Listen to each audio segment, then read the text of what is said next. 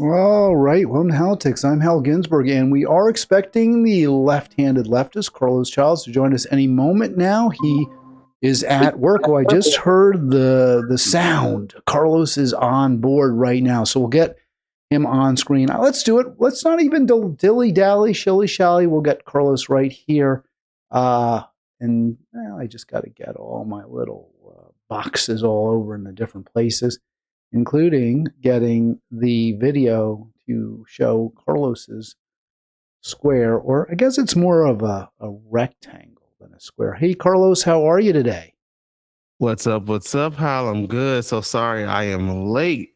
I understand you got work to. You've got a job. You're a working man. You can't be, putting aside your paying gig for this. Just a little bit. How are things going today on the second day actually of Black History Month? Second day of Black History Month, first day of Halitics in February, and going well. And we're going to talk about Black History Month. I called Carlos in advance to broach the topic with him, and I really appreciate. Carlos, you'll talk about anything, which I really, really appreciate. And I guess there's a little white liberal guilt. I don't want to treat you differently. I mean, but you have different experiences, and as a Black American, you're going to have different takes on some of the topics, I think. So I think it's great to explore them with you. Oh, yes, always. I'm open to talk about every topic underneath the sun and even some stuff outside of the sun's purview.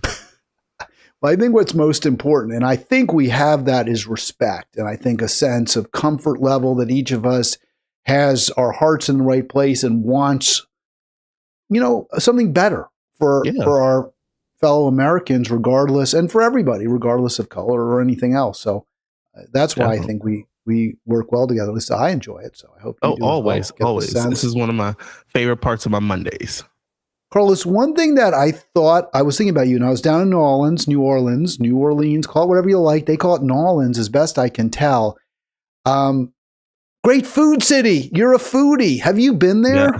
Yes, I actually have. I went there last year, actually. Yeah, the food scene is good there. They have like all the Southern food, the crawfish, po' boys, the jambalayas, the Creole food, all top tier.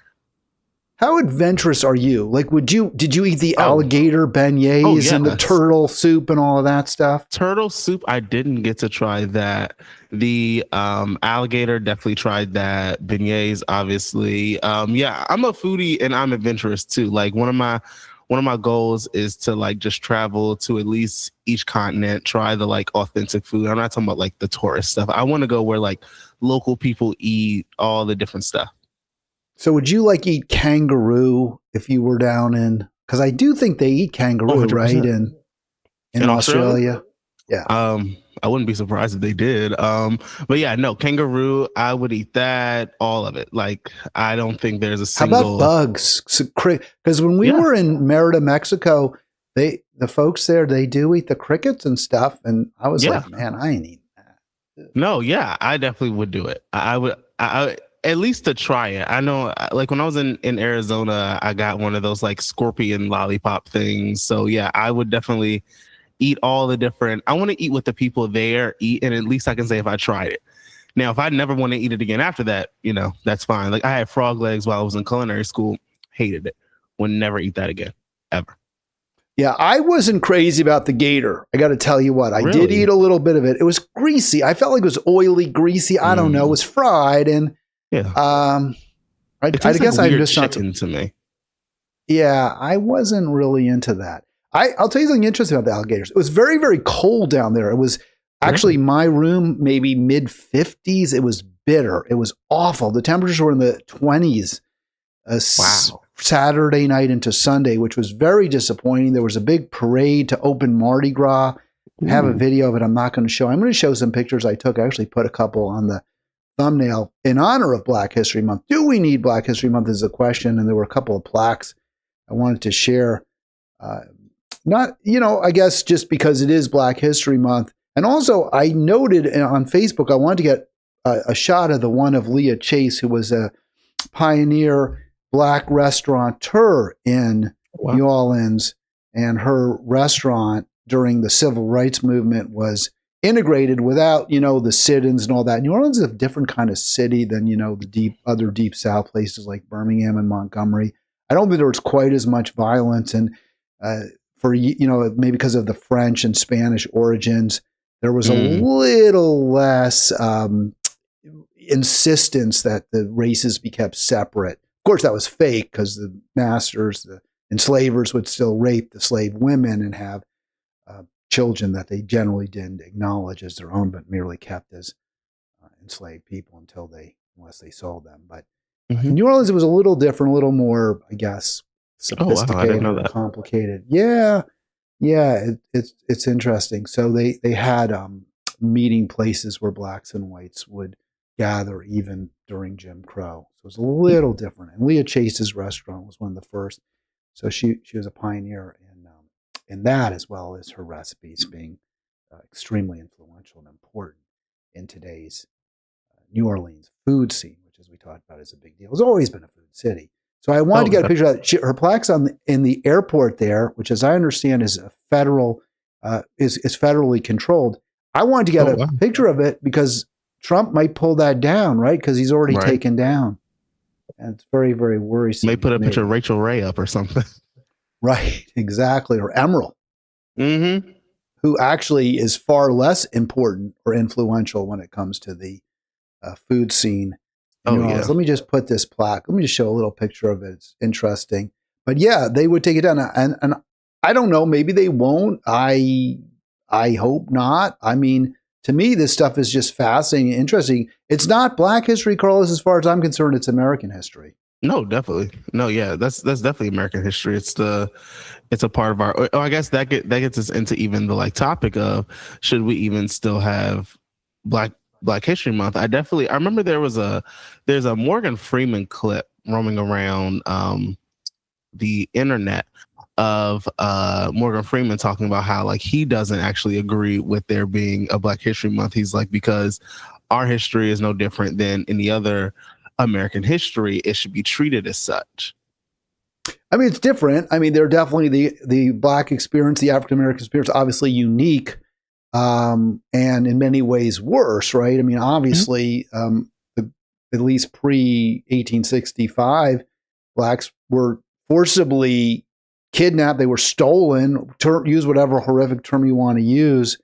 They didn't come here voluntarily like other groups did. So that's very different, obviously, in many other ways. But still, you can't separate that from broader American history. I'm so mixed on this. I'll just give my view real quick. If we truly taught American history, in the way that I think, or that historians that I respect think it should be taught, I don't think we would need, or there would even be an appropriateness to Black History Month. But I do really, really fear that the contributions of Black Americans, and even more importantly, the Black experience, otherwise would not get as much attention as it should, or would get even less attention, shall we say, Carlos, without dedicating a month, the shortest month, as many have pointed out, of the year to it. So that's kind of my broad general take. But what do you think? I actually agree with that. I believe, in a perfect world, there would be no need to have Black History Month because Black history would be fully integrated into American history during even take it into school systems of when you learn about American history, you learn about the contributions of Black people. You learn about the Black or not the Black experience, you can actually learn from it and know what it's like in that sense, but learn about Black history just as you learn about American history in total. And I think that the having it sectioned off to a single month does make a lot of people feel more comfortable to just say, all right, we're just going to talk about it here, and then the rest of the year it's white American history. And you got your month, right? You got your month. So you got your month. What else do you want? I also think that brings us into another problem. There you go. So you have, but I agree with the other point of if we did not have Black History Month, I do not think we would really talk about Black history at all. And I think that even the selective black history leaders that they do talk about, I think that would even be less than what they talk about now. And even you can look at how they talk about Black History Month now and mostly focus on the same people, the Martin Luther Kings, the Shirley Chisholms, the Rosa Parks, Thurgood Marshalls, and you don't really learn about other facets of Black history, such as Stokely Carmichael, Malcolm X, even Farrakhan for all of his goods and bads, or even like we're talking about here right now, the Queen of New Orleans Creole food. We don't even talk about her. Like there's such Well, the little Black kinda, experiences, right? I mean, there isn't one, there's so many. And we'll get into that a little bit more from New Orleans. But also, I think, yeah, I don't want it to be a focus on individuals. Like, you know, I was thinking of Booker T. Washington and, you know, the Peanut and all that. Like, that's like this, everyone talks about that. But it's his experiences. Yes, he contributed. It's important, but it doesn't really tell you what it was like at all to be a Black sharecropper. No, yeah, so, there's no real conversation, and there's no real like teaching of actual, like, not just what Black people went through as a negatives, but Black people as a whole. I mean, you have a lot of the modern inventions that we use today were created by Black people. The doorknob was created by a Black man.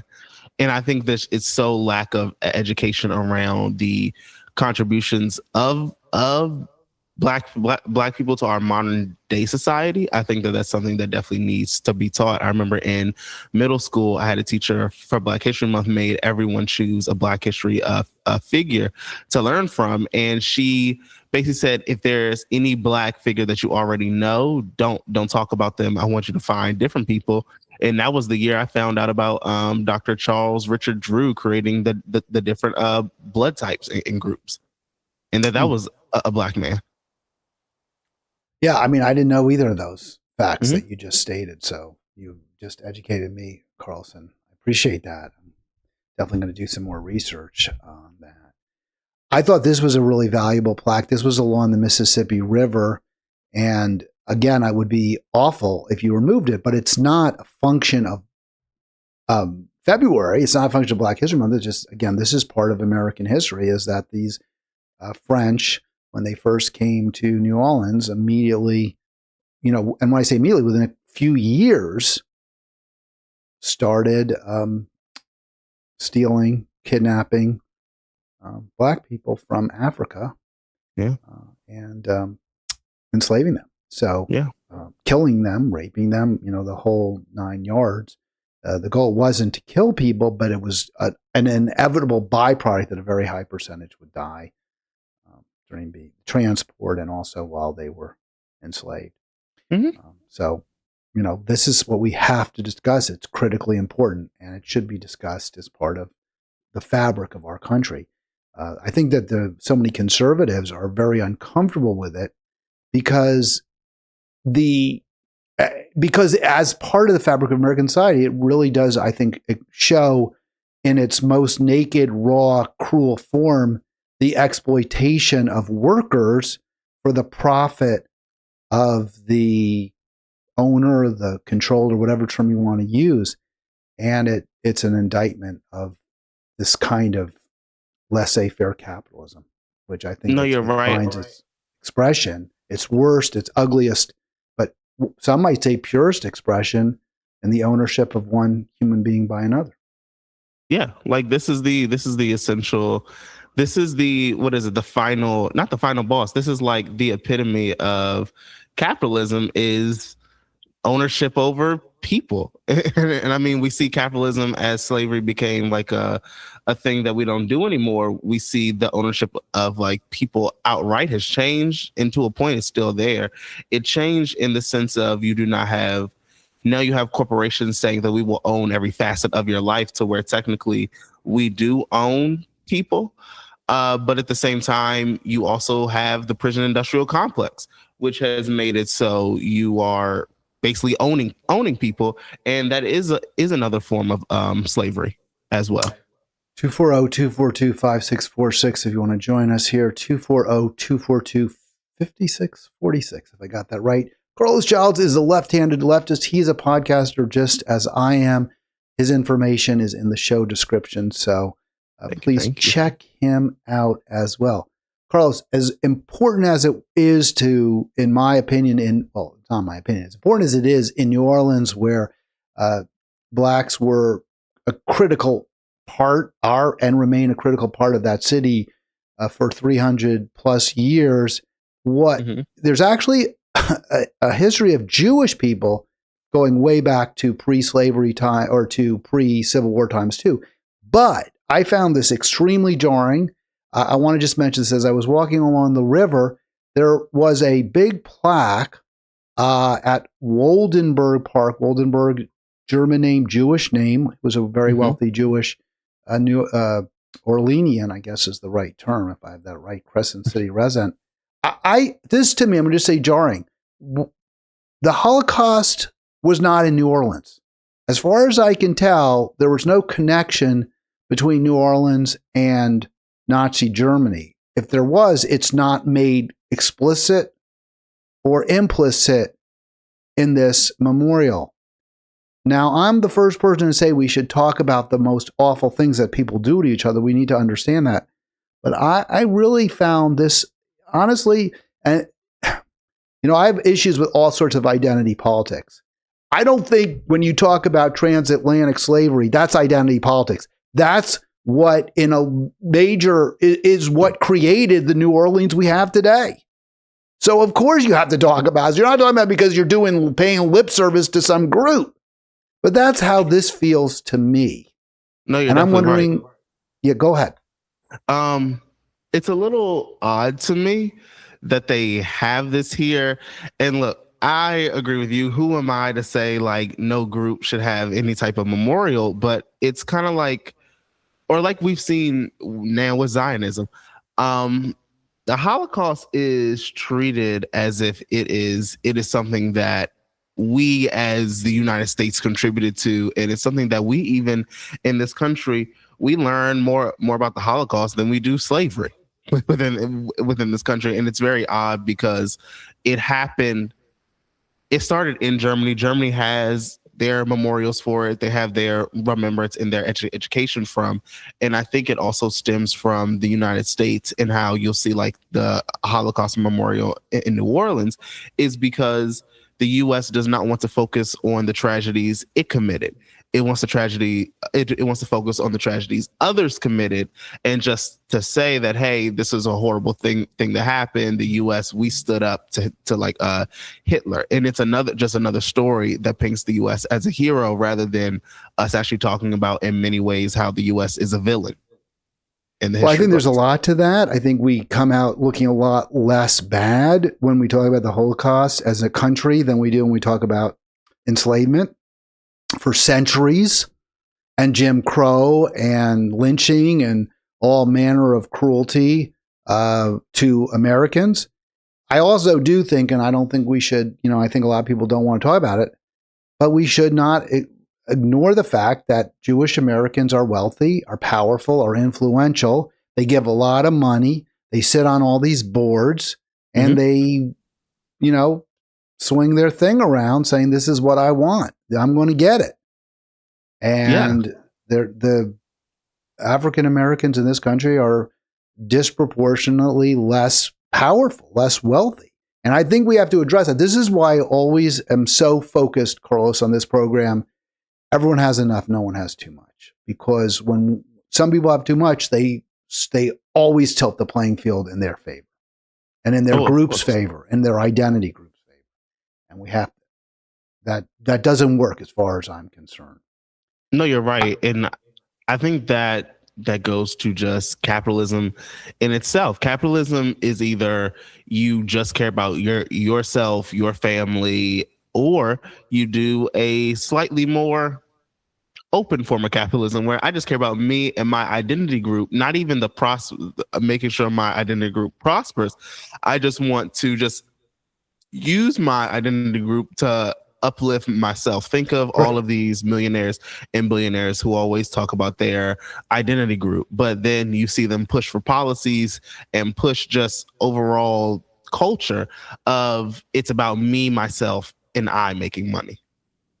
Well, it's exploitive for sure. Yeah. No question about it. And, I want to get into this a little more because while I was in New Orleans, I was there for a reunion of high school. I'm sorry, not high school, college buddies, guys that I actually were in my fraternity. And I have a lot of issues with fraternities. Fraternity, I really do. I was in a fraternity. I was a fraternity. I did not know that. Fraternity brother. Yeah, I don't talk a lot about it, but really, I have a lot of issues with it. But I will say this: one of the nice aspects is you do develop these lifelong friendships and relationships, and it's really positive. And this is something that the guys really look forward to every year. This is really the first trip I've done.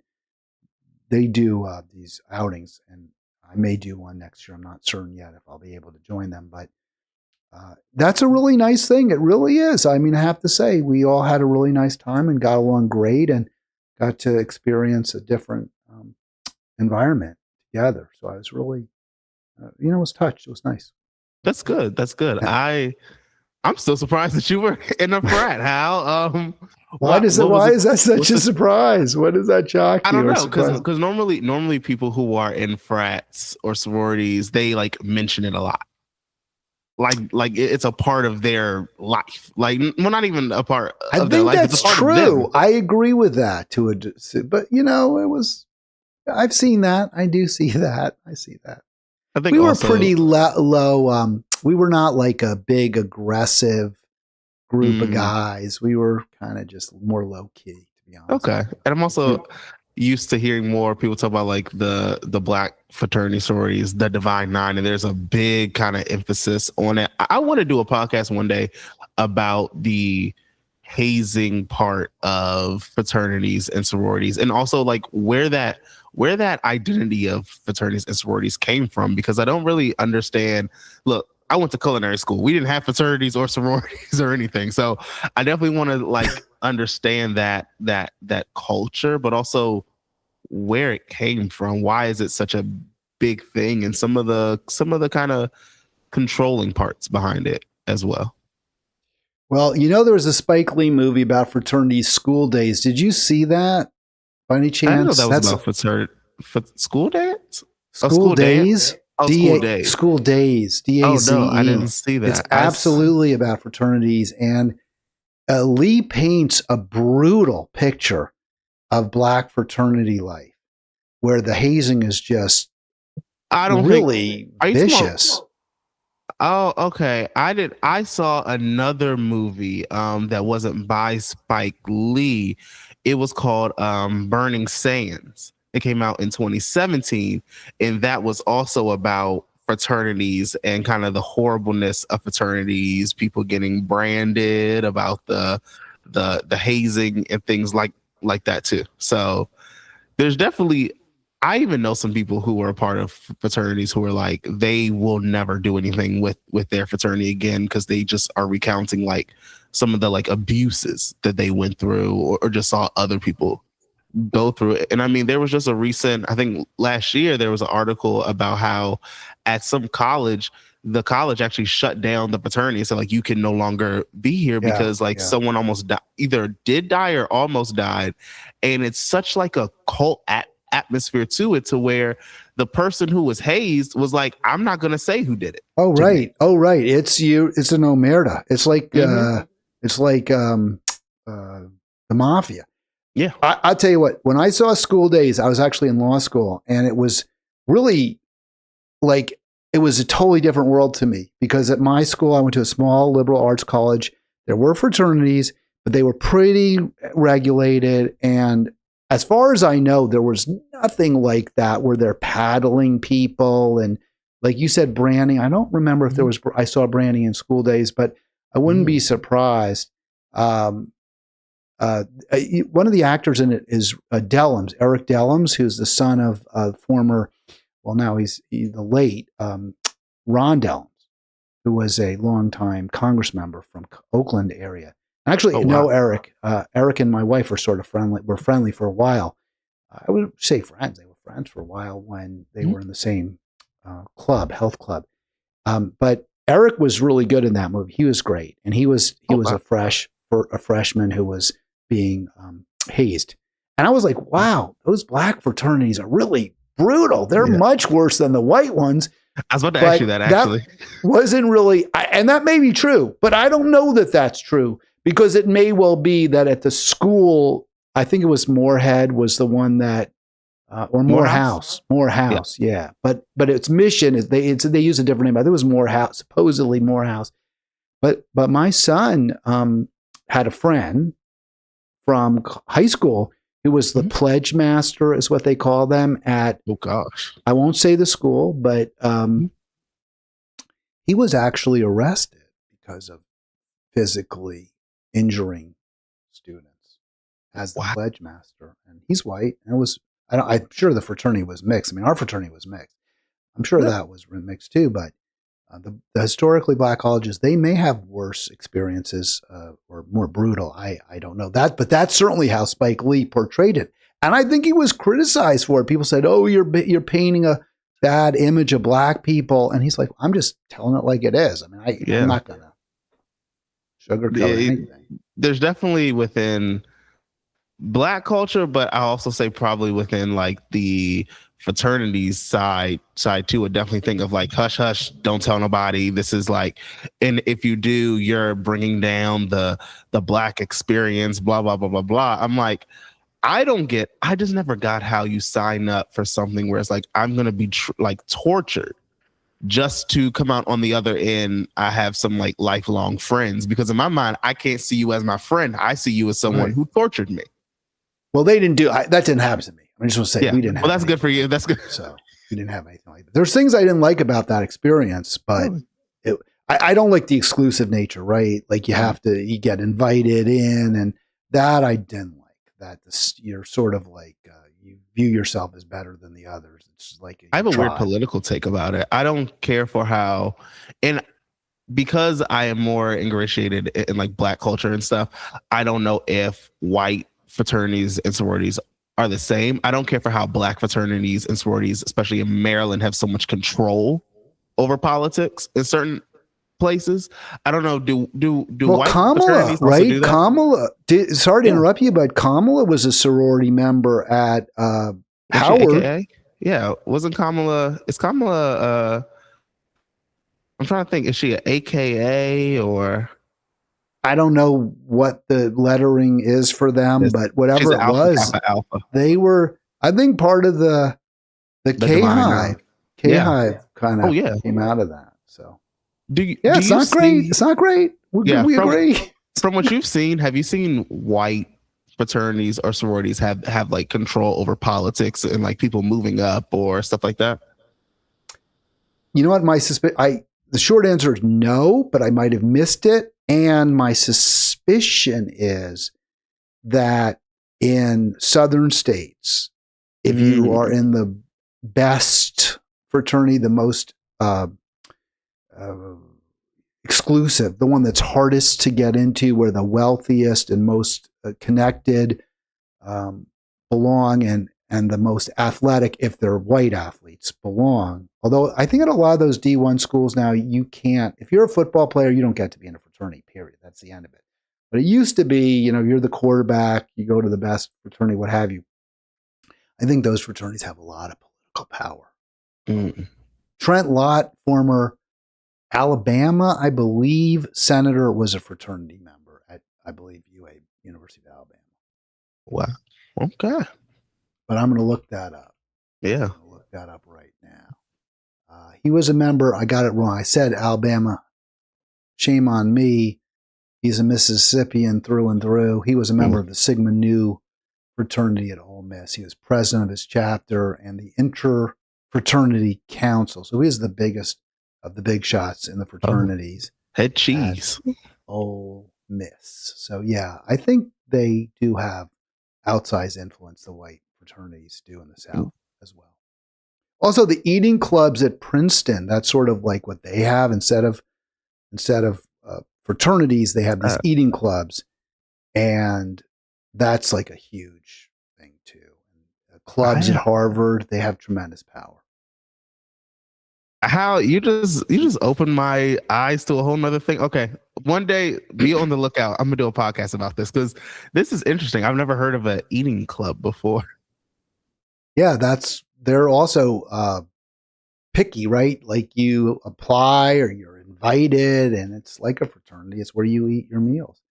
Wow. Yale got rid of their official chartered fraternities, but they have fraternities off campus, and it's a big deal. I was really pleased when my son was at Georgetown because the fraternities there are completely like they do have one or two, but they're given zero school support, no money. You don't get any benefits if you live in a fraternity, except if you live in the fraternity, you don't have to pay rent to somebody else. But that's basically it. Well, and you shouldn't have to pay rent if you're not living in somebody else's apartment. Well, you don't pay rent, but that was wild. You know why that is, Carlos? Because the Georgetown is a Jesuit school, and the Jesuits don't believe in alternative authority, right? Really? It's God, it's the Pope, it's the priest. I didn't know Georgetown was like religious to it. It's a Catholic school. It's Catholic. I like this podcast today. I'm learning a lot. Did I tell you? I'll give you some more information, which is also somewhat related to New Orleans. I may have told you this. At Georgetown, one of my son's friends was Shepard. I don't remember his last name. Shepard is a black Louisianan who attended Louisiana State University at Baton Rouge his freshman year. But he was invited by Georgetown to apply as a transfer, and he was accepted, and he had everything paid for. Wow. And the reason he had everything paid for is because he was determined to be a direct descendant of the slaves that the university owned back in 1780s and 1770s. There was the university, before it became formally Georgetown, was a school that owned slaves, that enslaved people. And they decided they wanted to become a university and buy land in Georgetown, D.C. area. Mm-hmm. So that's expensive. That land was expensive. So they sold their human assets, or whatever you want to call them. Wow. And with the profit, they were able to start the school university that we know today. As part of the reparations process, they decided, the trustees, they were going to try to make what amends they could to the descendants of those people. And they, if they could trace their descendants, they would offer them a full ride at the university, as long as they could. Obviously, they had to. Yeah, that's a lot of work in itself. Yeah, they had to qualify, but right. Yeah, but so Shepard did, and Shepard wrote about it. I read his article in the Hoya, which is the newspaper. He said, "Hey, it's great for me. I'm really glad I got to go, but this isn't really doing anything for anybody much." He said, "I'm from a middle class family. My parents are teachers. You know, I'm not rich, but we're not the victims today that I think Georgetown really should be doing more to help. But it'd be a lot harder to help them, because if they're going to really substandard schools and they're barely surviving, it's going to be much harder for them to be able to develop the school record that would merit their admission to Georgetown." So it's very interesting what he had to say. And also the resources to even find out if you're a descendant of slavery from Georgetown. I think it was the university doing the research. The university actually tried to trace whatever records it could. They looked at the names, the surnames of the people that they had sold and where they were sold to, because they had records that showed who had purchased them and where they went. And then they went down to those areas and they tried to find people who, could have been. Wow. Because I don't know how you could ever find out if it was you as an individual. Unless there's family lore. Yeah, that was my thing, because most of them don't have, or most of the slave owners, when they kept records, but they're very loose. Like you would keep records of like a couch or something. Couch sold to this person. That's it. And then destroy them. Yeah. Because then it's Often. like, hey, I don't care anymore. Yeah. It was a source of shame, embarrassment. Mm-hmm. Yeah, no, absolutely. Wow. All right, let's get back Thank you. to New Sorry to get you Orleans. down on that No, on no, that no. I tangent. think Thank you, it's though. really interesting to discuss. I think it's worth. What do you think of that? Do you support? Do you think that was the right thing for Georgetown to do? By the way. Oh yeah. Well, I think it was the bare minimum for them to do, but I do think that was a good thing for them to do. Yeah, I think it's good. I mean, me personally, I don't think we should have private universities and private colleges. I think we should have like public colleges and universities. They should be all free, but that's a whole other conversation. So yeah. All right, let me respond to that. First of all, I what you said, it's the bare minimum. I think it is a bare minimum, but I don't think that was the extent of what their efforts. So I don't want to just say this is the only thing they're doing. I'm not sure what else.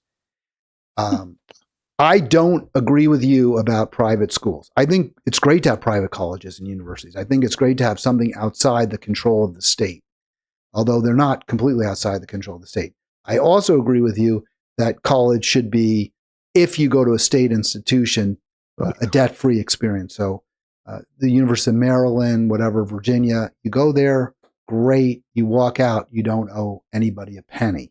The idea that people have to go into deep debt to finance a college education, I think is horrible. It's anti-democratic. It's wrong.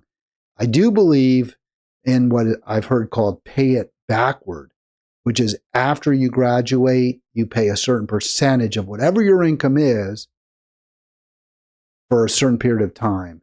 Because when you go to college, you get a benefit. You do. You learn, you increase your earning power for the rest of your life. You get a lot of value out of it. So I would say that. Not always, because it is also statistics that show that when Black people graduate from college, often their salaries or their net worth goes down, because a lot of times they're the ones who will make more money, and they use their resources to help out their other family members who may have problems as well. I just wholeheartedly believe all education should be all education from public sources should be free, but I also think we should expand how many public colleges and universities we have so we don't have a scarcity. And this may be a hot take or probably a base take. I hate that colleges make you learn things outside of your degree, to where if you go to school for, let's say, performing arts, they're going to teach you like also math, and they're going to also teach you like some science classes and stuff. I feel like keep it to just to your degree, and then I think college will be a lot shorter than these 2 to 4 year to 8 year degrees, when you learn about things that you're never going to use within the course of your actual degree. Well, why not have vocational schools then? If you want to go to acting school, you can go to acting school. If you want to become an engineer, there could be a school that teaches you to be an engineer. But I disagree with you basically about liberal arts schools. I think there's incredible value in having a wide-ranging education, which includes, liberal arts, includes science, includes culture. I think all of those are really important, and I think those make one's life richer and more complete and more fulfilling. No, I think we should have liberal arts schools, and I think we should have all different schools for different things. I think that when they have you take classes, like when I went to go take a political science degree at some point in my life, one crazy part in my life, they required me to take three foreign language classes. They required me to take like a human science class as well. So I felt like there were things that get added on to just increase the amount of money that you have to pay. And then often also think that there is kind of a scam system within certain colleges, to where they require you to buy a certain book, but then you find out the book was written by the professor who's teaching the class at the same time. So it's kind of like they just are funneling money to themselves. So I do think that there's also some like scams that go on. There's abuses. I think the way you address that is what we've been talking about, either, debt-free education or no charge education, or what I prefer again is where you pay a percentage of your salary after you graduate. And the reason give you an example of that is some people go to college, they parlay that into billions, really billions of dollars. Like the guy who went to, Nike, who went to University of Oregon. If you have to pay 2 or 3% of your salary for 10 or 20 years, not just a fixed amount, just whatever your salary is, people can afford that. And if you're Phil Knight and you have a $50 million payday, and I think 3% might be a little low, but let's say it's 3%. You have a $50 million payday, that's $1.5 million.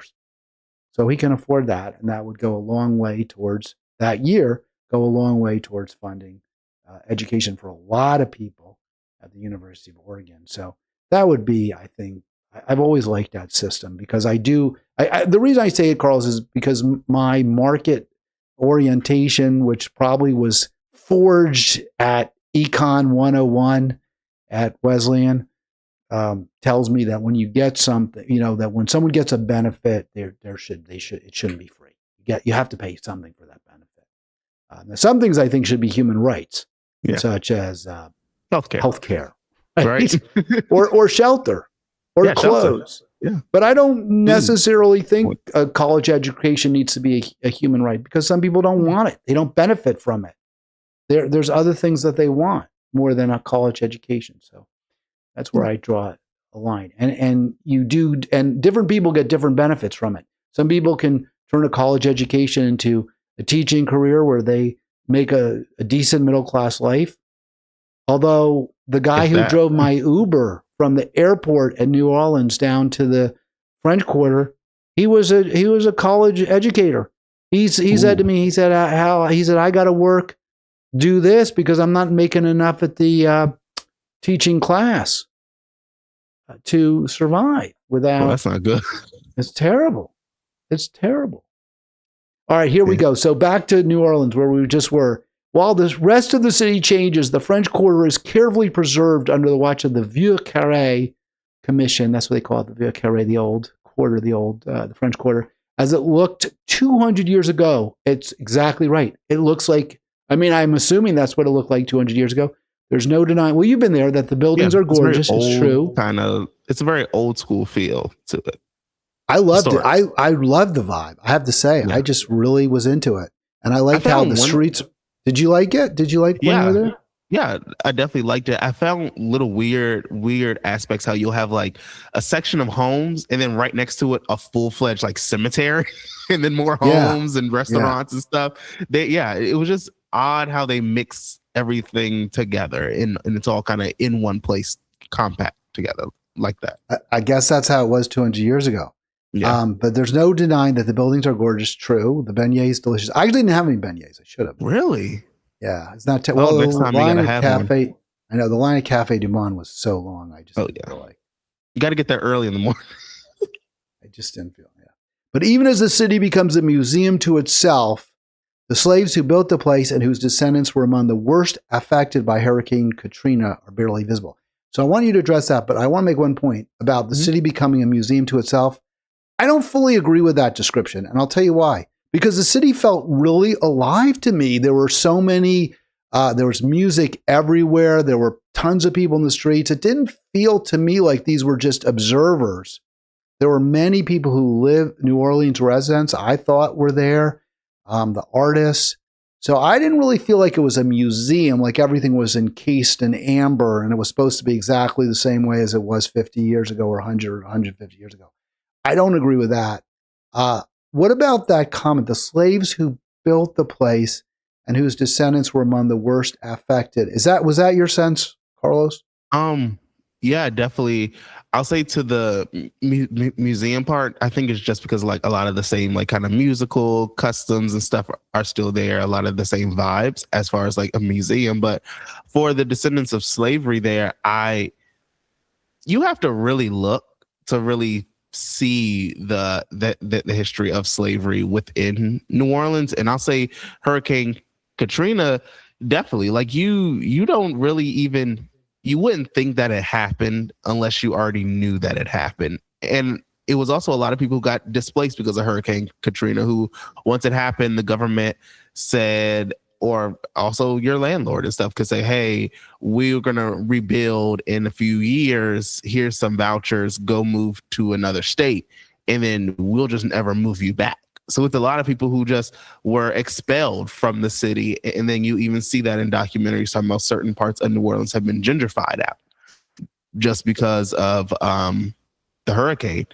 And I mean, they still have bad infrastructure when it comes to weather. When I was there, it rained once and there were already like floods quickly. So well, it was so cold. Like I said, I mean, they are not prepared for cold, but I think that's the whole South. I don't know about the flooding, as I understand they've got that more under control. This is interesting because what I read where this writer is saying the descendants are barely visible, that there aren't a lot of black people in the French Quarter. But I saw a lot of black people in the French Quarter. Did you not? Or you did there are a lot of black people there. I don't know. Now, I don't know how many black people who are there are like, their family has been there for like generations on generations on generations. Are they like 2 generations in? I don't know where exactly. I was looking at that quote more like from a historical standpoint, what you're told, what you're taught, what you can like see. I don't really see too much of that, but I also don't know how much of that you're going to put up out front. And also we have to recognize New Orleans is mostly like a tourist city, where most of their income, I bet you, comes in from people coming to visit, to eat the food, party, Mardi Gras. Well, certainly the French Quarter, right? The French Quarter is. I don't know about the outside. And there's fishing industry is big, shipping is big there. Oh yeah, oil and gas is huge in Louisiana, but the city itself definitely relies on tourism, as you say, Carlos.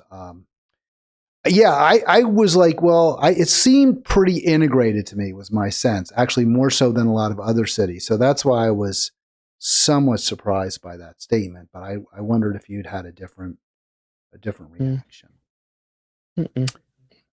All right, Carlos with us, the left-handed leftist. Let's keep going. We've got we really moved through a lot already today, Carlos. I do want to talk. Yeah, let's just move on. What the heck? I'll give you a final word at the end of the program, or just jump in at any time.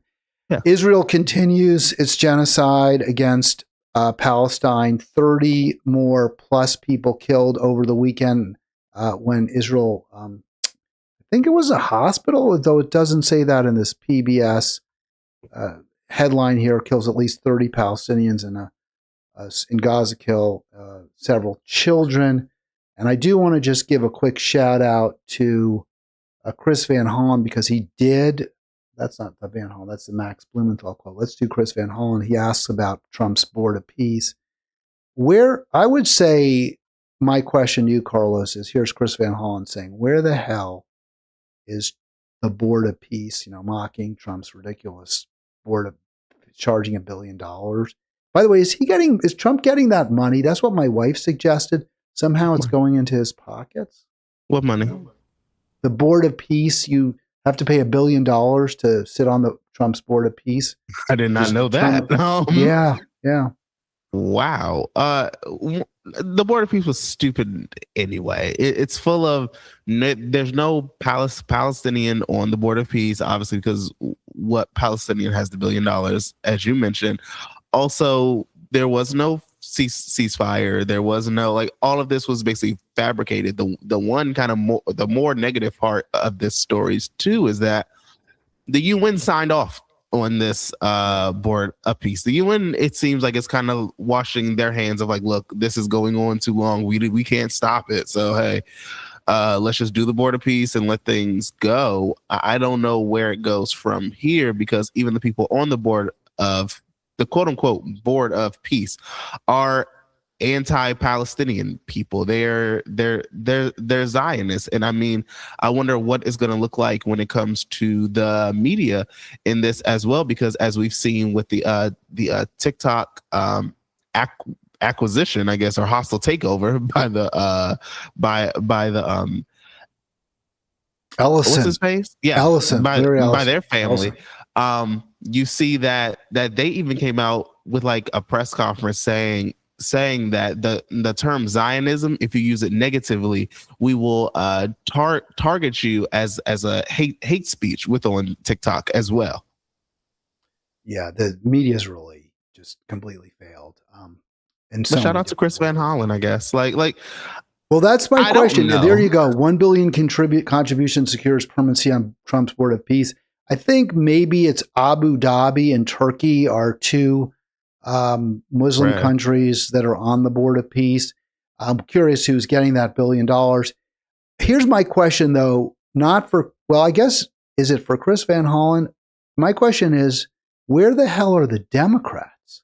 How come Chris Van Hollen seems to be Reporting it? and are we missing it?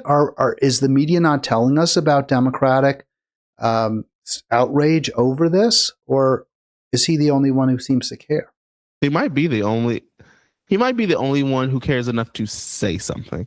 I think most Democrats do not care. Most Democrats are hoping that if they do not talk about this, that it will just go away into the fringes of society. Only a small group is going to care about it, because most Democrats don't want to voice support for Palestinians. Most elected officials want to just sit there quietly, hope it all goes away, and people focus on ICE or something. That's it. And I'm also you showed before the picture of what's his face, Chucky Schumer, saying that like we will support Israel no matter what, and we're giving them more money. So the Democratic Party is totally against Palestine. I also say it's nice for Chris Van Hollen. I'm realizing here he's saying stop the slaughter. He will not call it a genocide. That is like, I guess, one word too strong. He did call it a genocide at one point. Oh, point. really? He has recently called it a genocide. Yeah. Okay. Well, hey, shout out to Chris Van Hollen.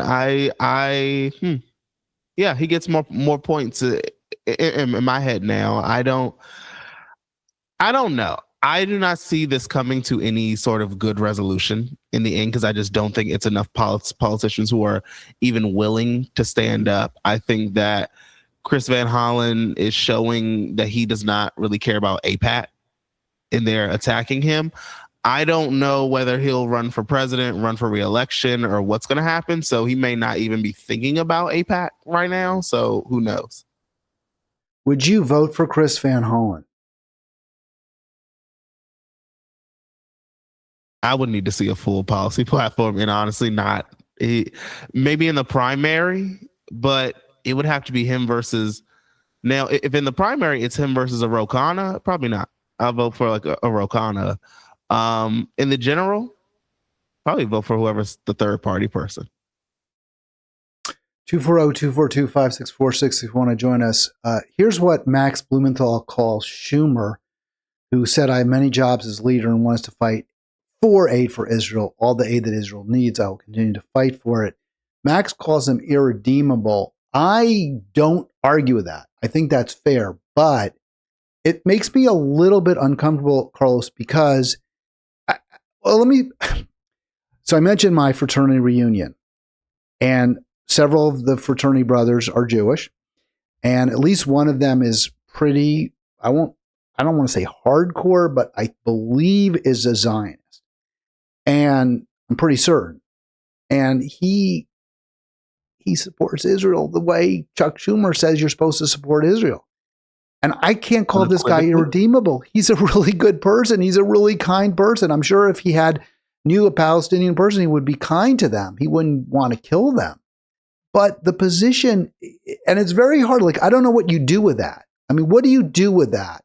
That people who in their day-to-day lives are generous. I mean, a lot more generous, I'm sure, than I am, and kind and considerate, and yet they hold these views that you and I think I think are irredeemable. What do you do with that? What does one do with that? I mean, I think Chuck Schumer is irredeemable. Your friend in your fraternity, I try to separate out sometimes people who don't have as much power from politicians. A politician, I will say you're irredeemable. And I'm not saying you as a human being are irredeemable. You have irredeemable views and should not hold office and should not hold power in this. People who are Zionists as people, I think your views are irredeemable. You should not hold these views, or you should not have power to determine what happens in the outcome. could be a nice person. I mean, there are, and this may sound like a real, like a big. But does that make you irredeemable? Conflation? Though? Well, but does that?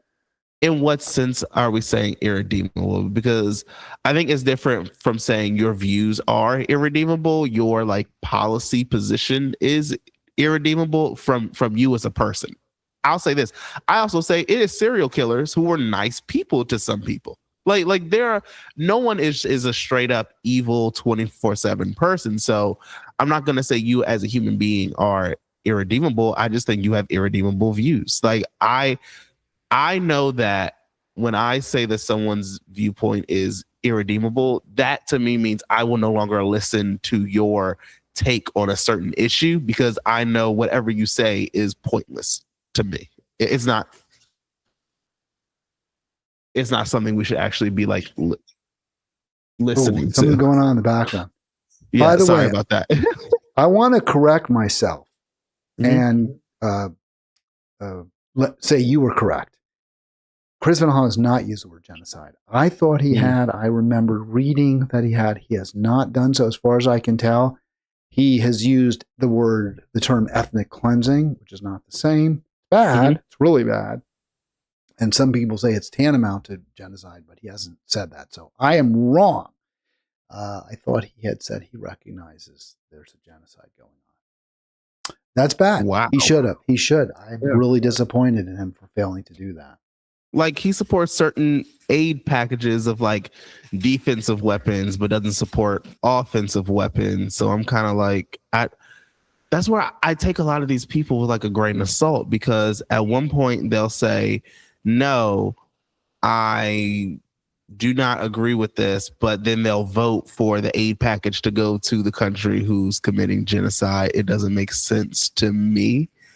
And I put Chris Van Hollen a little bit above like not a Chuck Schumer, Cory Booker, where I think a lot of it is symbolic, but I do think that Chris Van Hollen at least backs it up with some form of action, especially when you get into like what he has done around ICE and things of that nature. And also when he wanted to go fly over Israel with like journalists to see what's actually going on. So I give him some grace and credit in it, but I also say you're not going all the way. Again, you're not going as far as like a Marjorie Taylor Greene would go. Right. Which is really sad. She has called it genocide, has she not? She actually has. Yeah. Before a lot of Democrats called it. I don't even think, I'm trying to think of a single federally elected Democrat who has come out loud other than a Rashida Tlaib or a Ilhan Omar or Cori Bush to call it a genocide. And I don't AOC think did at one point, but she kind of backtracked a little bit and didn't. And then also Kathleen Clark, who is the second most powerful Democrat after Jeffries, I believe, did use the word as well. And then she pulled it back because of tremendous pressure. And I shouldn't say any of this so definitively because I really thought Van Hollen had said genocide. I'm pretty sure Kathleen Clark, unless it's Catherine Clark. Pretty sure it's Kathleen you're right, Clark. Catherine Clark. Catherine Clark from Yep, she's a minority whip. I believe she did. And that actually, I'm glad you brought that up, because that's one other point I do want to make is that I am of the opinion that whenever people have interviews with candidates and stuff, especially Congress or Senate, I feel like one of our top questions needs to be, will you vote for Chuck Schumer or Hakeem Jeffries to be the either minority leader or the Speaker of the House or majority leader? Because I think it is too many Democrats who let the Democrats win the House or even not win. I think they're going to put Hakeem Jeffries back in place because I think the lever of power with them is just too strong. Even Chuck Schumer, who I believe may not even run again, and this may be his final hurrah, I could see Chuck, if worse came to worse, they would support Chuck Schumer again. 100%. I think that's one of the most important questions that, that should be a litmus test.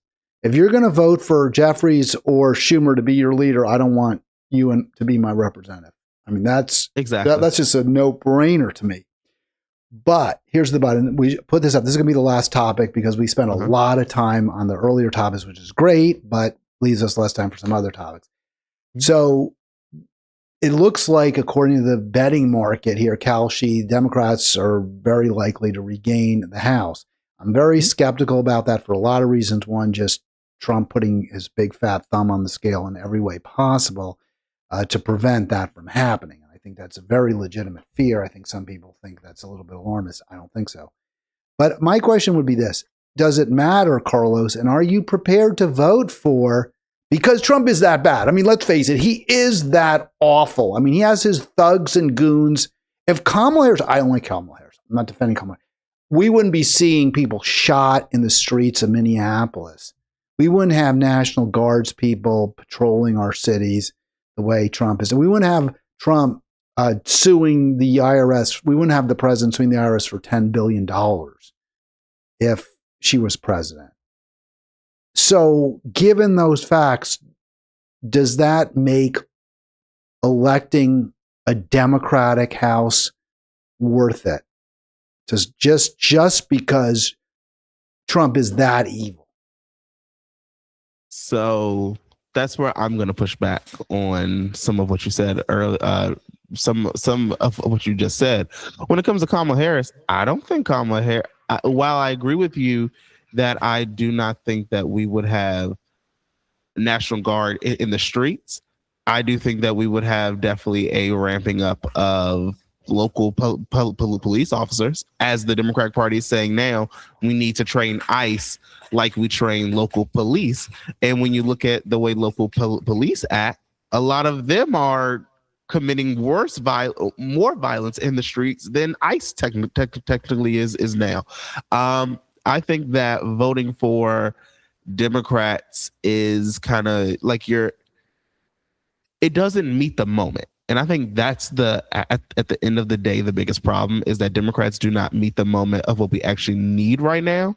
So yes, in a lot of cases, I would say if you're going to vote at the general election for Congress, you might as well, sure, vote for a Democrat if they align with your values. It's sad to say that you don't see as many third parties run for Congress and stuff, because here in Maryland, I doubt that we're really gonna have anyone run for Congress, a third party, other than the person who's running against Jamie Raskin in his district. But that's it.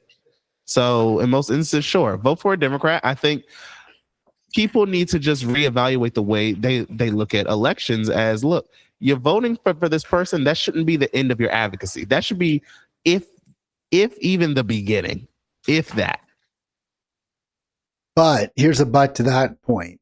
Once they're elected, they don't care. They don't listen to you. They only are thinking of the next election they're only going to listen to the extent that they fear they could lose the next election if they do something really, really crazy. That's it. So I think the only time we really have leverage is during the primary season to a very significant degree, and during the general election too, to a degree.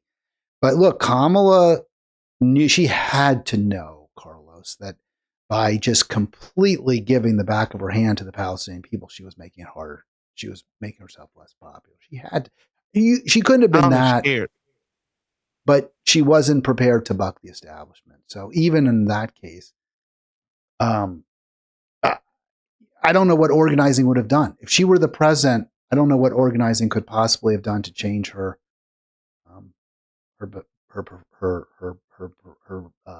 actions. No, you're totally right. So I guess my question would be, so I'm going to put you on the spot. I'm really going to put you on the spot. Now, this is the question I wanted to ask you. Will you sleep better? Put yourself in the future. It's November 20th or whatever it is, 26. Will you sleep better if you know that there's an incoming Democratic majority in the House, or if the House is going to remain Republican? Neither. I mean, to me, it's kind of like 6 in one hand, half a dozen in the other. Really? So you won't? Yeah. Putting aside, would you sleep better? Will you sleep even worse if you know Trump's got another 2 years of a completely submissive Congress that is in his pocket? I mean, most stuff you need 60 votes in the Senate to vote for. So we're not going to have a 60 Senate majority of Republicans. So that's not something that I'm fearing. I think that outside of that, like Democrats, I would feel better about having a Democrat majority in the House or the Senate if Democrats were using that for something, some sort of leverage. And it seems like with the leverage that Democrats already need when it comes to the filibuster being in existence, we don't even see them doing what they should be doing in that case. I mean, when it comes to DHS and ICE funding, Chuck Schumer is talking about one of his negotiating points was making sure that ICE cannot deport U.S. citizens. And I'm like, that's already not legal to do that anyway. So why are your demands? Why is that a demand? That should be automatic. And talking about ICE having body cameras as if the ICE agents aren't already being recorded when they're doing things. So to me, I just don't see having Democrats have any power as fixing it. I think it puts at minimum some guardrails in place of just making it harder to pass things, but that's about it. Carlos Unless gets we're the going to last have word. A certain type of Democrats. Carlos gets the last word. It's Halitics. Carlos Monday. Tomorrow's going to be an Arlen Tuesday. Arlen back from Vermont in California, so we'll be on at 2 East Coast time, and we'll have Carlos next Monday, unless something comes up. But sometimes it does, but most of the time it doesn't. Looking forward to seeing you tomorrow. Thank